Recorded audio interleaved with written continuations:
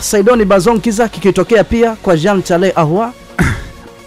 Ana uwezo wa kuwa top scorer. Ana zaidi ya 89% za kuwa top scorer msimu huu. Yaani mimi nataka kujua sasa kile ambacho Saido alikifanya kwenye zile mechi za mwisho. Inawezekana ikatokea hii kwa Jean Ahoua? Yes, inaweza ikatokea kwa sababu ni moja kati ya wachezaji ambao wapo very clinical mbele ya lango. Unajua kwamba ukija kuangalia rating performance yake kwenye yadi 18 ni mtu ambaye anaweza kuconvert kupitia stereo yoyote. Header goals ana convert, akiamua kuconvert kwenye set pieces tumeona akifunga magoli ya free kick, kwenye penalty taker ana upinzani kwenye hilo. Yeye ni moja kati ya penalty specialist, hajakosa hata moja msimu huu. Ukija kuangalia kwenye magoli ya kawaida kwenye move ana uwezo kufanya hivyo.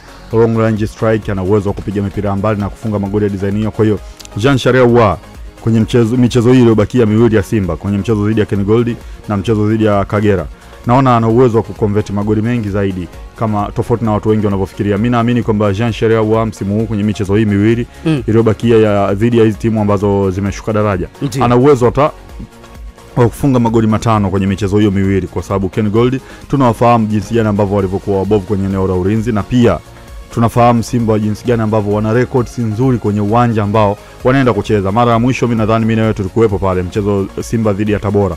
Tabora alipigwa gongo 3 pale nyumbani kwake. Kwa hiyo si tatizo kwa Jean Charles Ahoua kuweza kuconvert goli nyingi kwenye michezo iliyobakia, lakini mimi naamini kwamba kwenye mchezo wa kesho Jean Charles Ahoua akitoka na goli chache amefunga goli 2. Akitoka na goli chache amefunga goli 2.